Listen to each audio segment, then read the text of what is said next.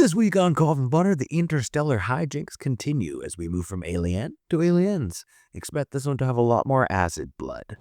I am the devil, and I am here to do the devil's work. I like to dissect girls.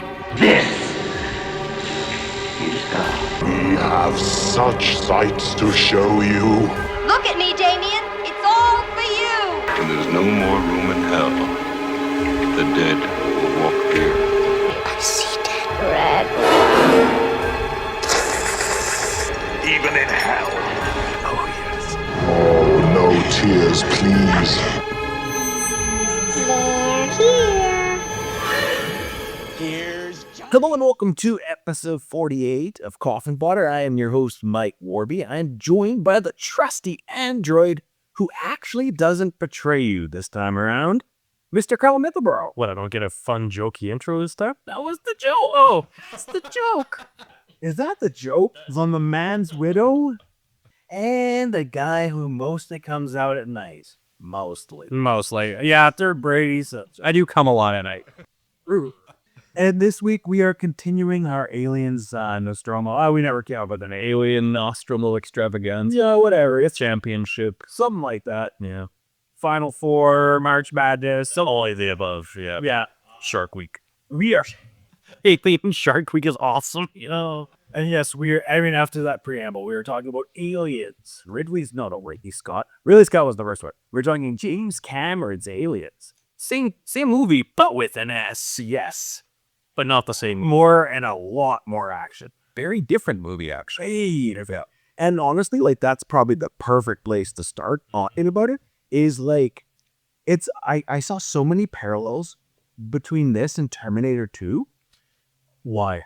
Well, there's tons. Is there? Yeah. Like, first of all, there's been a time jump between the movies. Terminator's, the time jump is not nearly as significant as this one. This has been like 60 years. Yeah. But nobody believes Ripley Right. that the aliens are real. Just like nobody believes Sarah Delary that the Terminators are real. Yeah, okay. Now she's got a little kid to protect. Okay, right. Yeah. Yeah, I'm like, there's probably tons. It's been so long since I've seen the Terminator. and of course, the first Terminator is like a horror movie. Yeah. And then the second one's like an action. Just a balls to the wall action. Yeah. Movie. Yeah. I'll agree with you. Yeah, so I was like, I was catching a lot of parallels there. And I was like, interestingly, this is a James Cameron. Both are James Cameron sequels. Really? You did both? Yeah, he did Terminator 2, and that's why I was thinking. He did Terminator 2 and Jake. That guy just comes in, finds awesome horror movies, and just fucks them off with explosions and action. We'll talk about that later. Yeah, so a lot of interesting parallels, and they're both great movies. They are, yeah. This is an awesome movie. Fucking great movie. I wouldn't put it in my all-time favorites, but it's looped into one of my all-time favorite franchises, so it gets a pass in some ways. Not to say this isn't a great movie. I'm not a fan of the direction it went personally, but I like the quieter, subtle horror movies, and there's horror in it, but this is a fucking action movie through. Yeah, Hell yeah. I mean, it's just acid-blooded freaks getting the shit blasted. It is fucking bunch of tough hombres meeting their ends. Yeah. Yeah, in about 3 minutes. So yeah, I guess the start of the movie is probably as good a place to start as any, I suppose. Where else are we gonna start? The middle? They kind of just do. Yeah. So yeah, this movie begins. It's been 57 years, Allegedly. allegedly. Okay, first point. I don't think they say that anywhere outside of the dream sequence. I was paying attention, and I think that's like a miss. I don't know if do they specify that outside of the dream sequence, or are we just supposed Isn't to it leave Paul Reiser that talks to her and then... Yeah, that is during the dream sequence. But how would she know what Paul Reiser looks like? That's what I'm saying.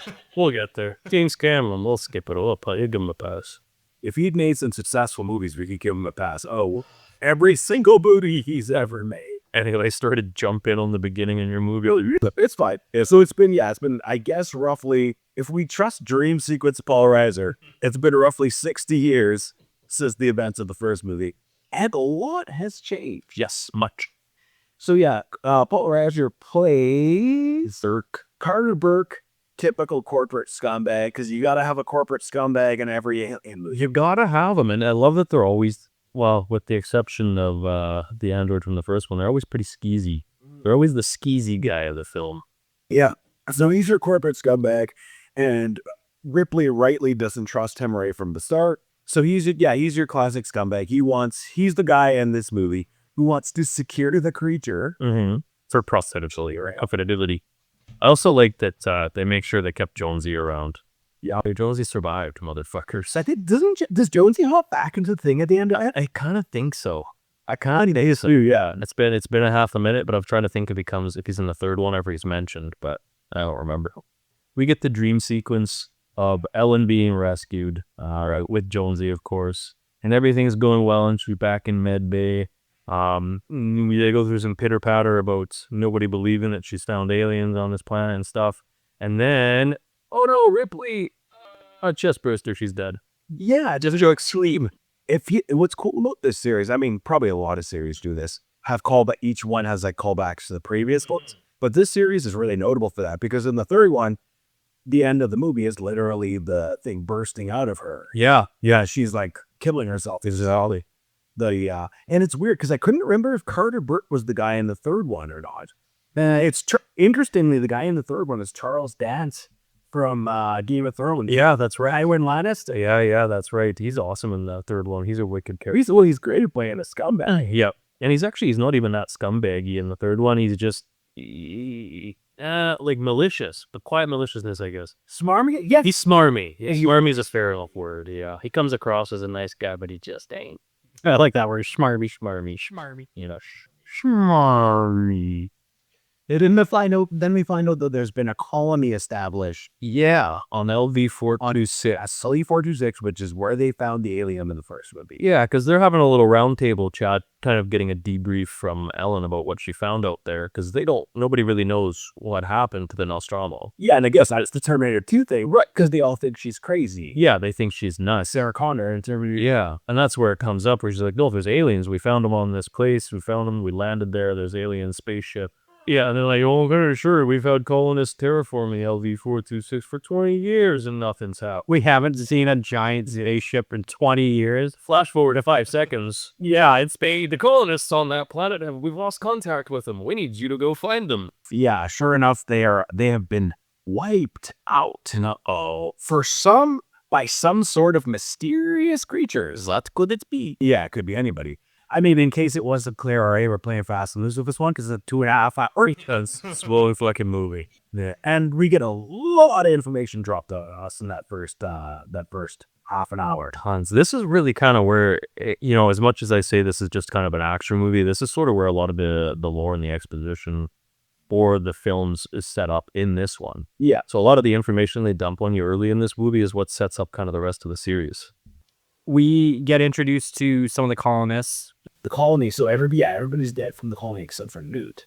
Before that, Newt's family, which her name's Rebecca, they're in a mining vehicle or some sort of vehicle, and they're going to a distress beacon, just like the first movie, but it's on the planet they're on, and they find the ship. Yes, the derelict. Yeah, and that's, I think, where everything starts, and the xenomorphs and the stuff start popping off. And yeah, we see later on that they did indeed take some back to their facility, at their compound, and started experimenting on them. Because they have face huggers and tubes sitting in there. You can't have face huggers sitting in tubes and not have disaster happen. This is very much, I was thinking, I mean, it doesn't help probably that I just played Resident Evil 9, but this is, of course, it's the classic, like, as soon as you got the monsters in the tubes. Yeah, it's all over. It's like, well, we just put the monsters in the tubes. We're just looking at them. We just grew them into giant monsters. That's all we're doing. Oh, we should think of less for it. What could go wrong? Yeah. That's why you avoid tubes in Resident Evil. Yes, the bioweapons. It's like, we'll just keep the bioweapons, and they won't hurt us, and everything's going to be great. It's like the Hellraiser discussion with Robin in the Hellraiser episode. Where they find the thing, and they're like, hey, let's just see what it does. What did you think was going to happen? You summon the pain demons, and the pain demons come, and they kill you. And they hurt you. Yeah. It's in the name, motherfucker. How did you think this can happen? So yeah, we meet our rough, tough group. We were introduced to a lot of new characters. Very like, yeah, just a ton of crap is happening. Mm-hmm. And then we get our traditional, I love it, man. It's such a staple. We get our traditional crew sitting around eating their meal, and that's how we're introduced to everybody. Yeah. And all the fucking time with these movies. I love it. I love how Bishop is trying to, like, feed Ripley, and then she finds out he's a android, a synthetic person, yeah, and She like chucks the tray away. Get away from me! Yeah, fuck you. It's cool. It's cool because the whole time the movie is trying to set up, oh, is Bishop gonna betray them? Is Bishop gonna betray them? And then it's like, no, actually, Bishop is like basically the only person you can count on. It's a pretty cool thing to do, to flip the android to being the savior. That's another thing I love it. that I noticed that was a Terminator 2 thing. Because what's his name? Because Arnold, The robot is the bad guy yeah, in this movie, and then he's the good guy in the second. yeah, that's a man. James Cameron, did you make the same movie twice? He's got one trick, does it over and over and over. Really good at.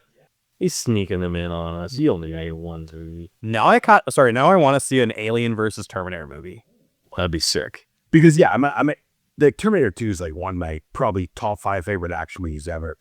I've seen it a bunch of times. So yeah, for rewatching this, I'd only seen this once before, and again, long ago. So this was like, yeah, I was thinking what Terminator 2 a lot. And I've seen that a lot more than I've seen this. Yeah, I love Bishop doing. I love Bishop playing the knife game with Hudson. Bill Paxton Hudson. That's right. Yeah, Bill Paxton plays Hudson. You see, I see Bishop has played Knifey Spoony before. He has. He missed though. He nicked himself. That fucking stupid android. He drew milk. He He sucks the milk out of his finger. Yeah. So he's good, but not that good, I guess. Not a perfect organism. Now that you say that, maybe he covered Hicks's hand because he knew he was going so fast. He was gonna slice open a real boy. It's certainly possible. It's within the realm of possibilities. Well, and that's one of the scenes that's been spoofed in so many other things. Yes, yeah. That you've seen that, like before I'd seen this movie, I'd seen that scene done in probably 10 or 15 different times in other things, right? It spoofs of it. Yeah. It's a badass scene. I love Lance Henriksen. There's fucking It's so good. he's a one of a kind actor. I don't even know what the word to use for him. He's just got this really intense. He's an intense. Yes, yeah, intensity.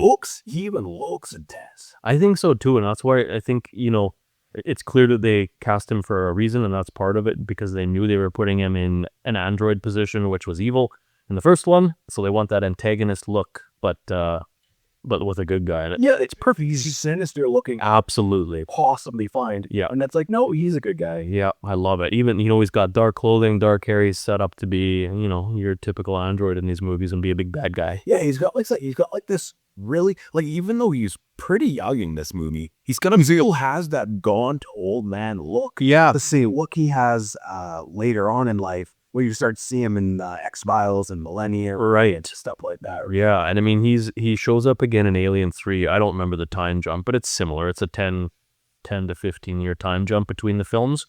And he doesn't look that much different. The guy ages like fine wine, man. Well, I think that's the thing. If you look like an old man from like the age 20, then you look good for the rest. You just keep looking good, man. You keep people are like, oh, it's been 20 years. You still look the same. Good news for all you 20-year-old old-looking men. Yeah. For all you geriatric, all you geriatric teenagers out there, yeah, there's good news coming. You're just give it 30 or 40 years, and you'll be in the prime of your life. Bishop's stare kind of reminded me of The Guest a little bit, just like the deadpan, like when he's talking, but giving so much emotion from just the eyes, right? He's like doing it. Yeah, that's a Gosling thing too. That's a Ryan Gosling thing. Yeah, I love it. He's got his ducks in a row. He's got eyeball karate going. Huh. And then, yeah, we've got to meet our rough, tough group of Space Marines. Yeah, there's a handful. So, yeah, we've got Michael Biehn as Dwayne Hicks, the love interest, and he's the main Marine we're going to be hanging out with in this movie. Yes. The one who survives the longest. Yeah. I think he made it to the end of the movie, actually. He does make it to the end of the movie, doesn't he? Michael Biehn? Yeah, he makes it to the pods. Yeah, he's the only Marine that survives with these spoilers. There we're doing. Yeah, spoiler further. What are they for the movie from like 4 years ago that I remember? I believe he's the one that the Alien and Aliens 3 gestates in, if I'm right. Yeah, that's one of the things. I mean, now is as good a time as any to talk about it. How Alien 3 like literally throws all the characters who are still alive in the garbage. Yeah, for Ripley. Shits on everything.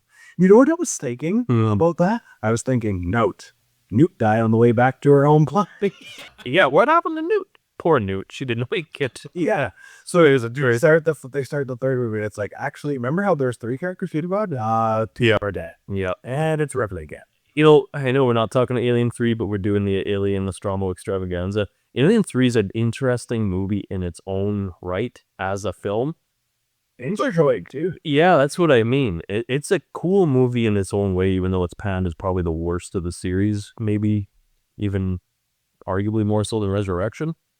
What do you think of that? 3 Resurrection are probably the 2 most, By a long shot. I mean, aside from Alien vs. Predator. Okay, yeah, we don't count those. You don't even really count them. No. People dump on Alien 3, but it's really not that bad of a movie if you watch it as just itself. When you put it in to context of the series or the franchise as a whole, it doesn't really further anything. It feels like a side story. It's there to wrap up Ellen's arc. That's really, yeah. Yeah, it's the classic trilogy thing, right? Mm-hmm. But it feels like a movie where they didn't know what to do with it. It's great. It's like, here's 3 different ideas stuck together. Yeah. And we it feels like when there's like a bunch of people who come and go on a movie. Mm-hmm. You know what I mean? Yeah. It's like, the Raider came and they didn't like this, so they canned the Raider. That's exactly what it feels like. Where it had too many hands. Solomon's Hell usually is what it feels. Yeah. Oh, like the Justice League movie. I think that's actually true of it. I believe I read that it was in development hell. It did pass a lot of hands. There's a lot of people that had too much say and maybe some that didn't have enough. And it kind of just became a real shit show of a film. But it's still all right. I wouldn't not recommend. Yeah, I don't dislike it. Mm-hmm. Yep. I just feel like you go from the claustrophobic feeling of the colonist facility they're on in Aliens. Yeah. And you go to the prison setting, and I just feel like it loses some of its guts going into that. So the movie's brown. Yeah. Alien movies should be dark and black. Why is it brown? I don't want a brown fucking, what is this? Aliens is quite blue, but it's also like dark enough that you can still see everything. But there's also like a lot of lighting and stuff. You can tell the exposure is low, but you can still see every little nuance. Yeah, it's got the horror movie mood to it. Something feels different about Alien 3. It almost feels Western in some ways to me. It's a strange one. Well, at least he gave us David Fincher. It did. One of the best directors of our time. And a great ending to wrap up Ripley's arc, but yeah, it's the ending. I think the ending is strong. I love the slasher arc at the end as well. Yeah. Let the alien boom, boom, boom, boom, killing all the prisoners. Yeah. That part's fucking wild. I think that's sort of the ending of that movie. The last run of that movie is definitely what kind of pulls it back together. Mm-hmm. Yeah, it's a mixed bag, but Aliens, lucky for us all, we're not doing an Alien 3 episode. Right. So back to the Space Marines. So we've already met Bishop and Hicks. That takes us to Bill Paxton as Hudson. One of Bill Paxton's most famous roles. Easily. Yeah. Was this his first role, first major role? I'm not sure, but I know when people talk about Bill Paxton, this is always one of the top live. Twister, this were right around that same time. Yeah. Yeah. Okay.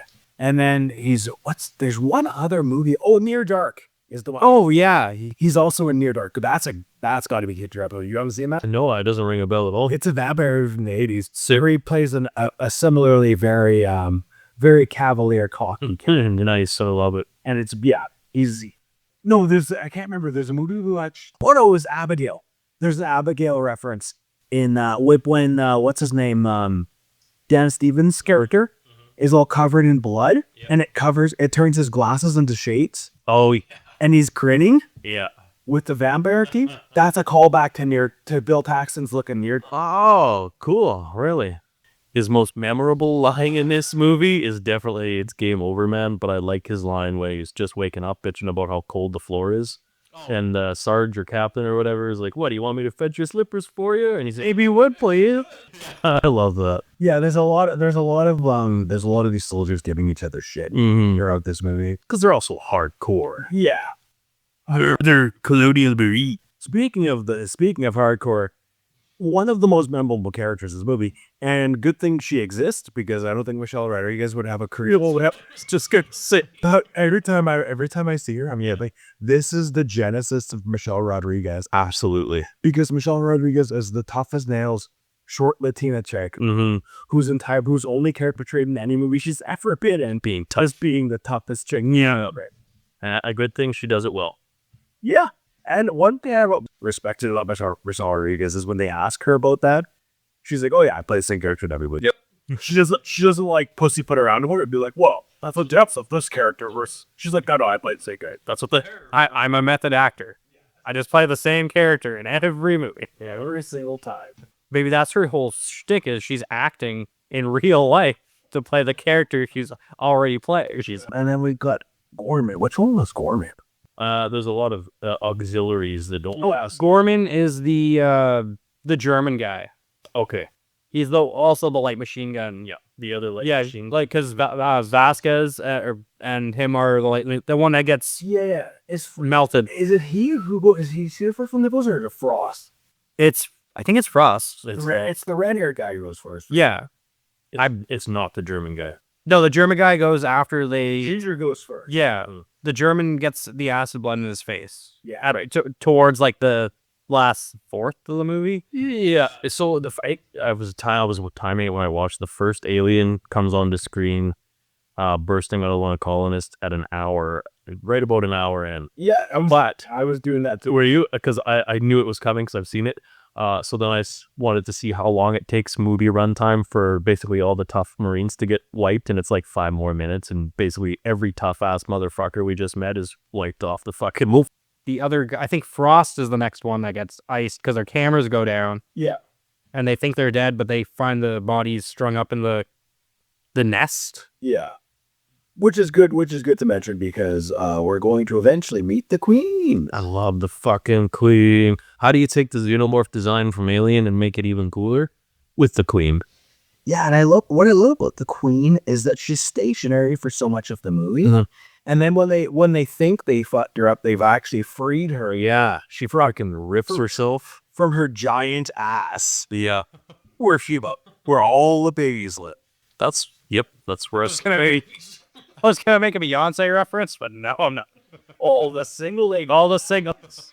I love that she's set up, like you said, like to be stationary and then just rips herself free from her fucking baby sack on the back and is just set to terrorize. Also, how mechanical like the birthing hole, like it's moving like it's on a conveyor belt or a line, just like dropping an egg, pulling back, and then doing the same thing. I mean, that ties right into the Geiger's depiction of these, which they were always, I mean, not again, that's the thing, we talked about it in the last episode, the biomechanical shit. I love that. I love that they kept that around because that, to me, was always the coolest part of the Alien. Yeah. Is that they're a little bit more than just a bio thing. And again, it gives you that.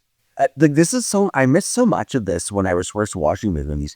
Like all the little like details that show you that these are engineered creatures. Yeah. There's tons, right? Especially as they go on. Yeah, there's so many little things that clue you in that yes, these are biologically engineered creatures. They didn't come to be on their own. They didn't evolve. They were created. Yeah. And I mean, that ties right into one of my favorite lines of the first one, the perfect organism, the perfect orgasm. And it's like nothing in nature is perfect. So even just by that line alone, it's like you're kind of led to believe that there's more than just evolution at play in these things, which is just fucking sick to me. I think that's so cool. You could probably delve more on this, Kyle. Like in the 3 and 4, do they get into like their bio like engineered, or is that just in Prometheus and the later like prequel films? That is just in Prometheus. Even more so, I think it actually leans more towards Covenant, where you start to really see that they have been created. Oh, okay. See, but that's what I think is interesting about it. I can miss very obvious things, despite Mr. Deep Thinker over here. I often miss very obvious. So fuck me too, dude. Yeah, me too. I'm an idiot. So when I left to Prometheus, I was like, oh well, that's an interesting retcon. They were bioengineered. And then I went back and rewatched these movies. And I was like, oh, actually, it was there all along. Mm-hmm. It's always there. It's just kind of subtle, and they don't delve into it too much. Yeah, it's just never really explicitly stated. Right. But once you know that and go back and watch them, you're like, oh yeah, that was part of the plan from the jump. Absolutely. I like the mystery if like you've never seen Prometheus or Covenant. Mm-hmm. And you watch these videos like, oh yeah, you don't know there's this alien creatures. But then when you see the prequels, it's like, oh shit, everything's already nicely put into a bow in a box, and you can kind of get where they were doing. All the groundwork has already been laid. Yeah. In a way, I do think that Prometheus and Covenant did a lot of the legwork because they go back to Ridley. Ridley Scott comes back in to make Prometheus, and he's fleshing out the story from his own movie, Alien. So to me, and this is going to be maybe my odd take, I like to look at Covenant and Prometheus and Alien as like almost their own separate thing, where if you watched Alien first and then ran through Prometheus and Covenant, you get a very different feel from this franchise as opposed to going through chronological order. Yeah, Not that I would recommend that, but it's really interesting to think about. If you start with Alien and then do Prometheus and Covenant, you get a very different story happen. Well, I think with Prometheus, a lot of new fans that never seen Alien was like, oh, this is a cool movie. Maybe go check out the old one. Absolutely. But like the old fans that seen all like Alien, Aliens 3. It's like a totally different franchise Yeah. for them, right? yeah, it's interesting because there's a few different horror franchises that did that, like where the sequels kind of got farmed out to different filmmakers and in kind of different directions, and then eventually somebody comes back and tries to take it back to the original. It happened with Halloween and happened with Texas Chainsaw Massacre. And how were those received by my franchise fans? Texas Chainsaw, not so much. That's kind of how Prometheus went. A lot of fans didn't love Prometheus because they're used to the horror movies of the first 4 films.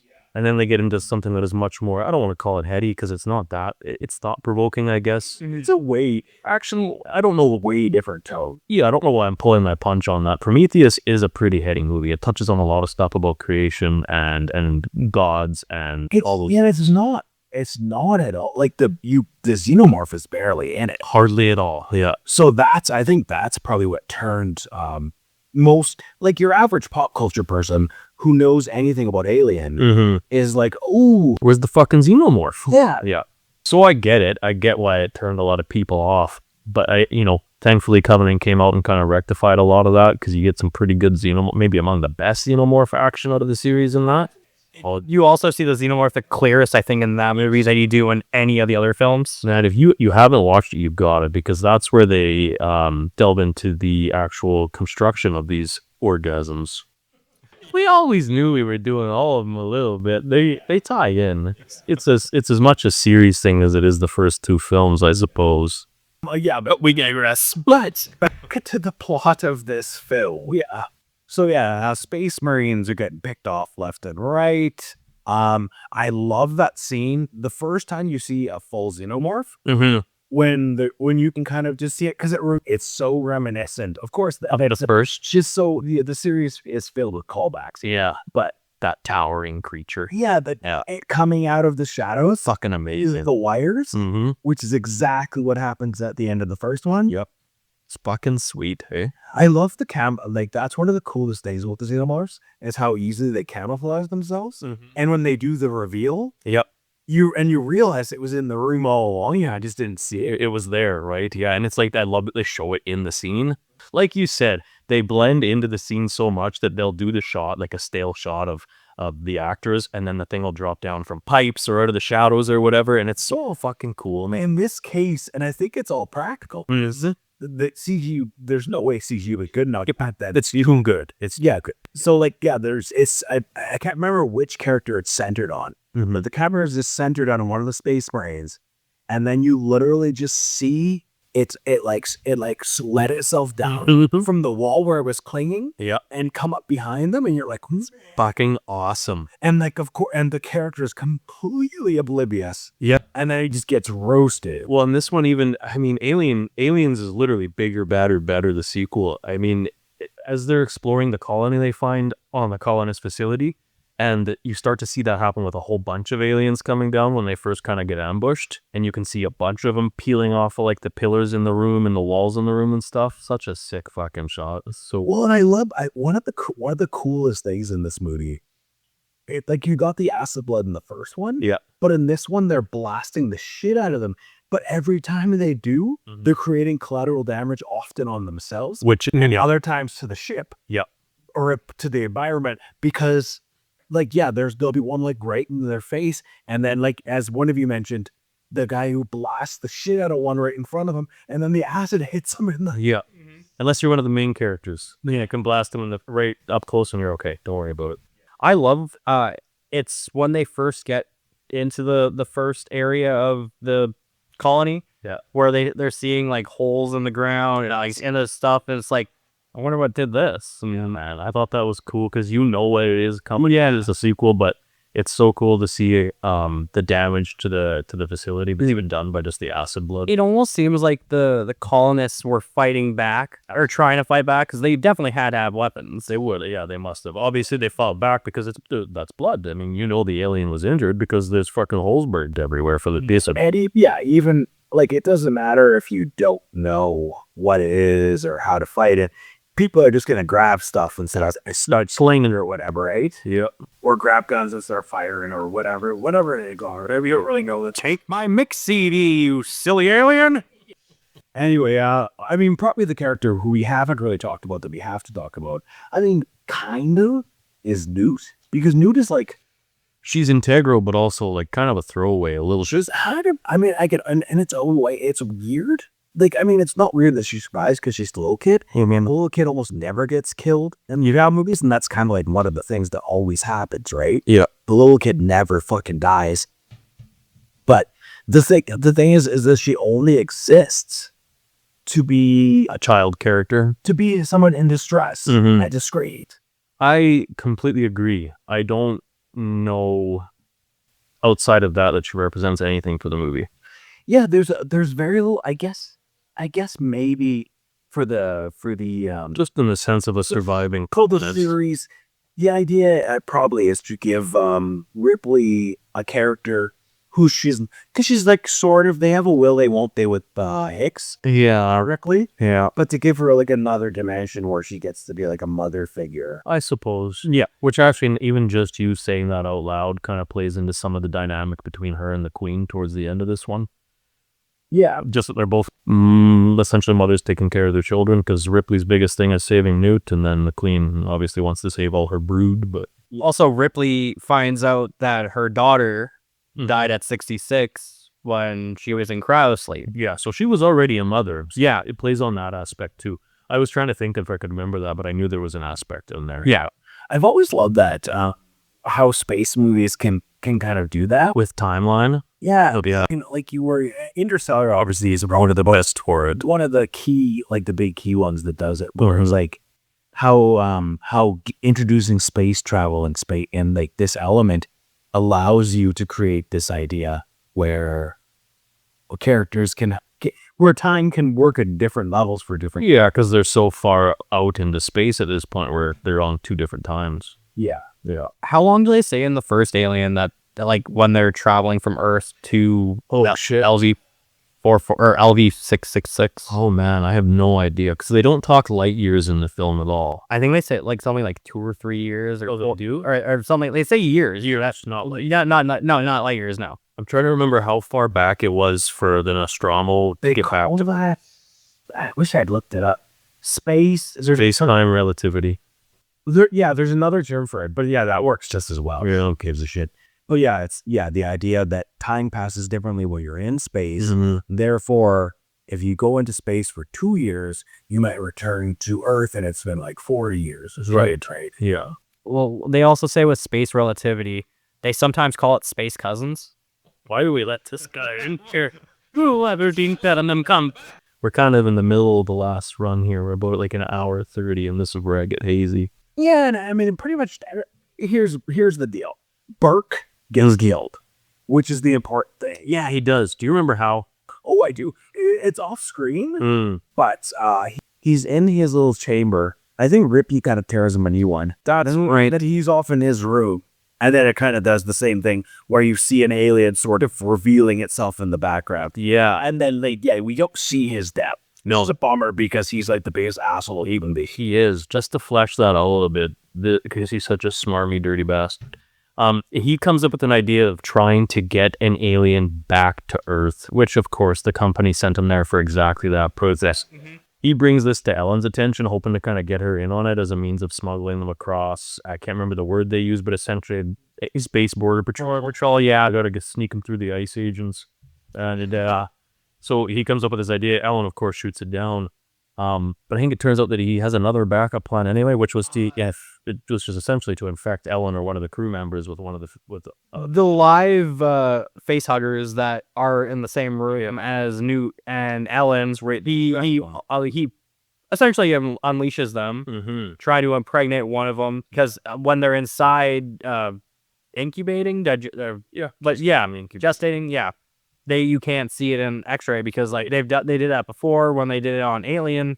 That's right. And you can't see the xenomorph egg inside, so like that's how they're gonna get people over. Yeah. It is also revealed that he knew that the colony would be wiped out, essentially. Right? Oh, is it? Yet forgot. I have forgotten. She figures all of it out. Yeah. Essentially, like he normally, she basically unfolds to everybody. This guy's the biggest. Yeah, she outs him. And that's where he goes off to his room. I'm Paul Reiser. I was on Mad About You. That's the only thing I know Paul Reiser from, really. Stranger Things also. Is he on Stranger Things? Oh, yeah. Yeah, he's the guy he was the helpful guy. He's the good guy. Yeah, that's right. Oh, he is. Oh, shit. He's mostly in season 2. And then he pops up a little bit in season 3 and a little bit too. Oh, he was a rising actor. Shut up, Kyle. When you make a comment like that, they say mad about you. But speaking of which, we might as well jump to the movie. Basically, everybody gets wiped out. Yeah, I mean it's the alien. Just how they're boom, boom, boom, boom, boom. It's just death after death after death, body after body, body after body busting out of shit metal because the acid. Yeah, that's right. Yeah, busting out of ship cryopods. Yeah, it comes down to, I mean, early in the movie, we get to see Ellen is now a heavy machinery operator. She gets to operate those exoskeletons for moving crates. We can't skip that. That is just, there's gun moment. If it's in there, you gotta use it, baby. Yeah, there's no reason to have a giant exoskeleton if it's not going to come back later and fight some motherfucking aliens. Yes. Which is also, I love that she says to, who's the, is it Sergeant or Captain? I can't remember. Something. Call him Sarge. We'll call him, yeah. She's like, I feel like a fifth wheel here. Is there something I can do? Mm-hmm. And I got my level 5 exosuit operating thing. Got my class 1A. Yeah, essentially, yeah. And he's like, well, move that. And she just straps in and starts moving it. What do you want? Where do you want, Sarge? Yeah. Just like the coolest line. This motherfucker, yeah. Ripley's awesome. Yeah. Yeah, and also that ties back to another callback where they think they're safe at the end. Mm-hmm. The Queen has snuck onto the shuttle at the end or whatever, right? Yeah, or whatever it is. She comes into where they're trying to escape from, I believe.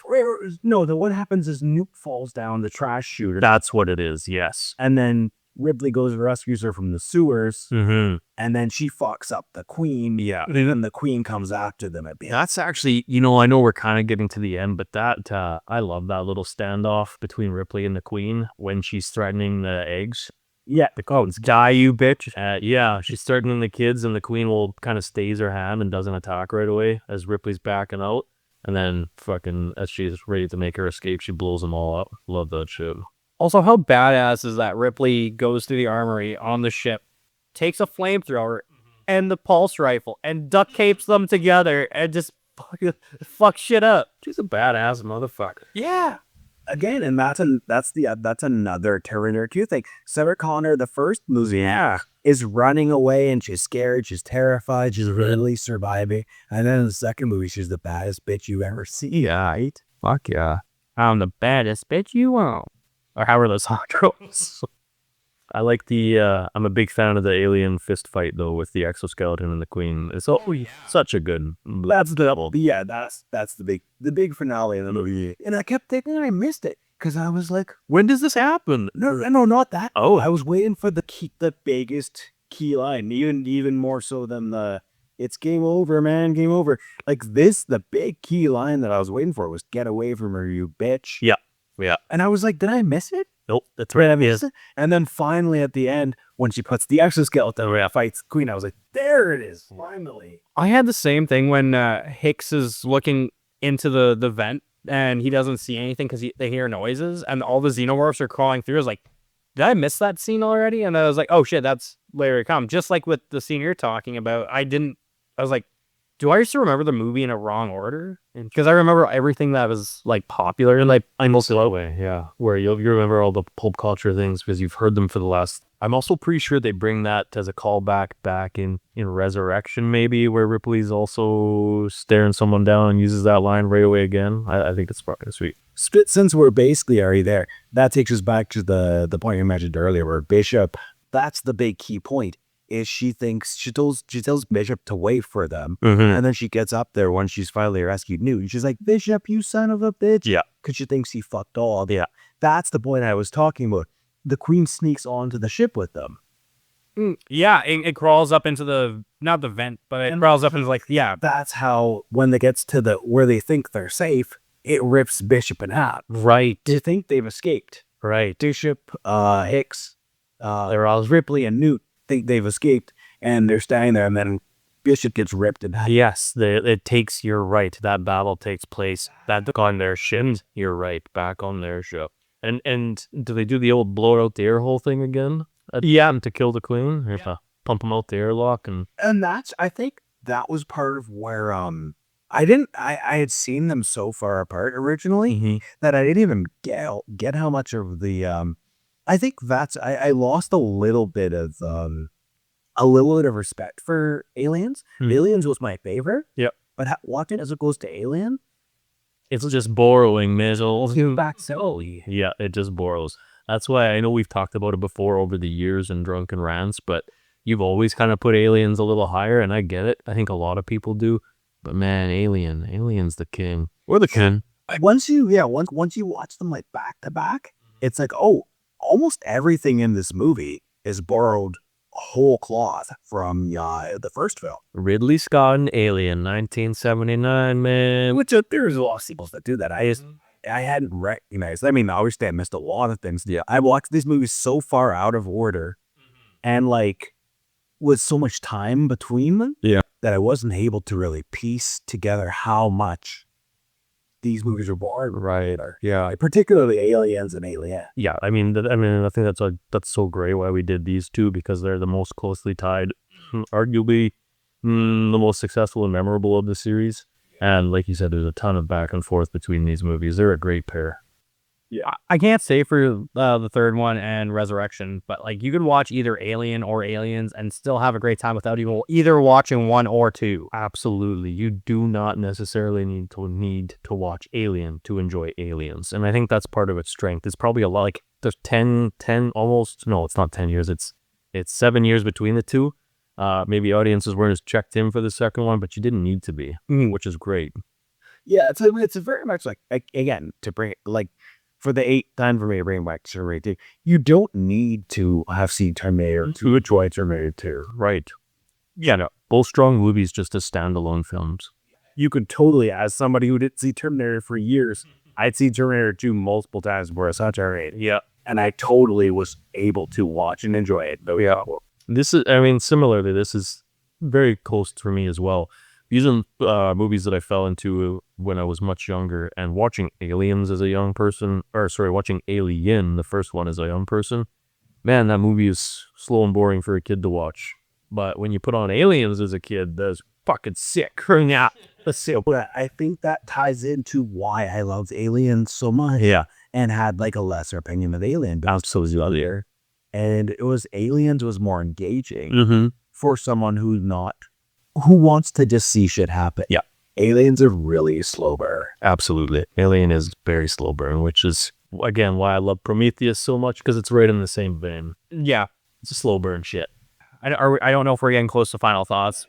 That was, I was basically just told taste that. Like, we were basically at the end of the movie. The Queen's dead. Hicks, hold on, before we do that though, I love that after Bishop gets ripped in half, he's still alive. Oh, yeah. And he's still talking all the time. Yeah, he still manages to save Newt. I know. Yeah, he's fucking awesome. Go Bishop. Oh yeah, Small favorite synthetic person. When they're getting dragged out by like the airlock, he sees Newt like flying, doing the whole Her only role in it is to scream. I'm having a nightmare. She's to be her job is to be put in peril and scream. Yeah, and then be put in peril and scream. And drop fucking weird lines. Usually they only come at night. She's essentially Jonesy. She's literally but gonna furnish access. I read somewhere, I don't know how true this is, but the cat that played Jonesy was a pretty famous cat for its time, and it cost them too much to have Jonesy in the movie. That's why he's only when Ripley goes, "Oh, you gotta stay here." Got too big for his britches. Yeah, fucking kitty. And that's why they had new. Because also, I think they wanted to, being that it was an action movie more than a horror movie, they wanted to engage kids. Yeah, and I mean, it ups the stakes a little bit more too when you've got a small human life. Yeah. Also, it's a bigger cast on a bigger ship than it was with Alien. Well, it is easier for most people to relate to a child than it is to relate to a cat. I think if it was a dog, it would be different because everybody loves dogs. Oh, man, people love cats too. I've been a child, never been a cat or a dog. True. When you put it that way, let's see. We'll see. Some people think I am a bit of a dog. We all totally nosy. Yes, I mean, essentially that's the only thing that we kind of badassed. I was like, we got to talk about how Bishop gets ripped in half and he still stays nude. Still saving lives out there. Yeah. I love how when the queen stabs him with her tail, it almost looks like a chest burster coming out because it takes its time. Yeah, I think it's supposed to be on purpose. Yeah. On purpose. And again, it's because he's like, whoa, looks like everything's fine. And then frick through his chest. That's the bucket shot. Probably the best part of the movie, in my opinion. But then of course, it ends essentially, as we said, it's basically the same movie in a lot of ways. It ends with them going back into cryo sleep at the end. Yep. And then Back into the positive sets. Yeah. Which is cool. I mean, they keep that thing going. I know we're at the end and I should stop talking, but I love that they keep those little things. The intro from being, I guess not in the first one, but the cryopod, wake up in a cryopod. Cryopod, wake up in a cryopod. That's how every movie starts and ends for the next whatever movie. Sorry, there's a lot of welding in this movie. Like, even when they're opening the ship door from where Ripley is, it's getting welded open. And then halfway through the movie, it started welding things shut. And then having to weld the grates to get nude out. Do they have to infatuate those welders? They must have. Welders Union. final thoughts. I mean, for me, my final thoughts on this is that it's interesting because in my estimation from the last episode, Alien went up. Watching them so close together, Aliens went down. Good. So now they're both 4-star movies essentially for me. Aliens was 5 stars in my letterboxd. Alien was a 3-star. Alien went up to 4, and Aliens went down to 4. I appreciate that. Essentially, yeah. Like my big takeaway from this was that what I thought was the best movie in the franchise maybe isn't the best movie in the franchise. I think Alien, I think Kyle won me over good to the Alien 1 is the best movie in the franchise. So one of us. Yeah, come here. Yeah. So I don't know what to say. I think this movie's a blast. I think it's a really fun time. But I think I may be Team Kyle now. I think I maybe like Alien better than Aliens. Team Kyle. Don't team up on Kyle. It's a different pun. Double team. Anyway, go on, Mr. Brady's over here. Just like you, I grew up with Aliens more than Alien. But as an adult, watching both movies pretty much back to back, I have more of appreciation for Aliens. It's scarier. There's a couple jumps in Aliens that they were fun, and I love the action in Aliens, but everything in Alien was so much better. I mean, you're preaching to the choir. I know like I'm more excited to hear your talk. Also, when Mike said like there's a lot of being James Cameron like Terminator 2 stuff, Hicks and Ripley. It's Kyle Reese and Sarah Connor. Absolutely. And it's literally the same actor. Is it really? Look at two. It's Michael Biehn. I didn't even notice that. Holy shit. These are basically the only 2 Michael Biehn movies I ever made out. It's Quick and the Dead with Val Kilmer and a couple other big names. Yeah. Oh no, you're thinking of Tombstone. Yes. I'll be your Huckleberry. Yeah, that is Tombstone. Yeah. You dumb shit. Quick and the Dead, Leo or some shit. Yeah. That's Yellowstone, Gene Hackman, Right to the Crow. Yep. Yeah, big movie. But yeah, I loved both these movies. I'm just glad we got to do Alien and Aliens. But like, Alien takes it 10 notches over Aliens. And I'm a huge less is more, right? And yes, I'm a huge Tokusatsu fan. So like, a Ripley fighting in the like exosuit against the giant like mother alien, the queen alien. It's Yeah. like, holy shit, this is totally up my alley. Fuck yeah. But the scary, like, atmospheric movie made it way better. That's what it is, man. It's the mood that Alien sets. Yeah. It's a space that it puts you in as it space. Ha ha ha ha. As it does its thing. It takes you somewhere it wants you to be, and it does it. Aliens is just a fired up explosions action movie, and it's great, and I love it. And I love all the Alien movies in some way or another, but Alien is the psychological horror film. This what he's trying to say, I think, is like he loves all of his children equally. But some are more equally. Yes. Some are more equal than others. I can feel that. Yeah.